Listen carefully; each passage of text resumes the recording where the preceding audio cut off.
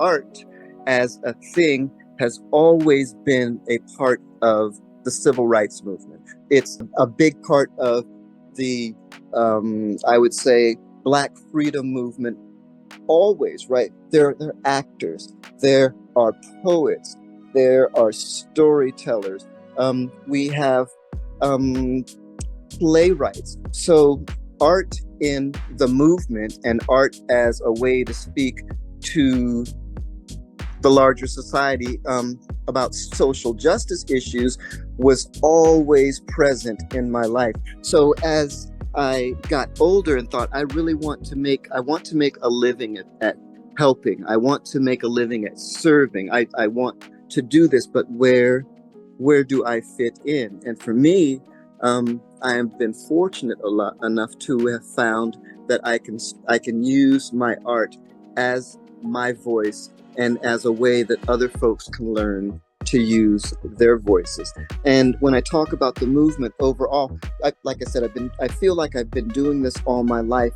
And one of the things that I've wanted to do over the last 20 years is really make art a central piece of what we do in the overall collective movement for nonviolence and justice and all of this. Art should be central.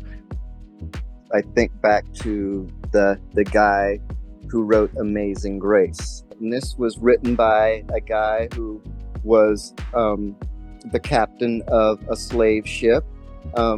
He went through a bad ride, I guess, on his ship, and he thought he would change his ways if God would let him live. And after that happened and he converted, he writes this beautiful song. It's, for me, in that strange way, it shows how music can be terrifically transformative, right? How it can leave the mouth of some dude who had no business even trying to come up with the words before he came up with them, to say this thing, come up with these lines that were so true in his heart that we now can all feel. At the Vanderbilt University Divinity School, we are having an extended program to talk about the American carceral system and specifically the death penalty.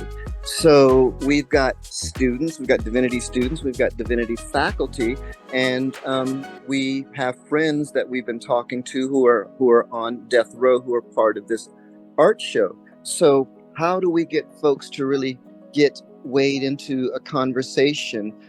We did what was called a talking table, right? So we took a big gold tablecloth. We took a bunch of about 20 by 20 swatches of fabric. Folks wrote questions on those. They wrote their beliefs on those. There was symbolism on those. There was statistics on those. There were names of people that we knew behind bars. And we created this patchwork tablecloth that laid on this table. We took dishware and glassware and water pitchers and bowls, and we did the same thing on that. Questions, things that we thought needed to be changed, our concerns, whatever those were. And we set a table so that folks could talk about this and other things. And when it was done, it was a terrific piece of artwork, collective artwork, and it was also a terrific way to wade in to, I don't know if it was going to be easy, and I don't know if it was be comfortable, but it was a terrific starting point for folks to begin to wrap their heads around the complexity of that topic. That table is in the gallery with all of the other artwork and will stay there throughout the summer as exactly that, the thing that can spark the conversation that people should and must be having if we're going to come to any kind of way to start talking about our prison systems.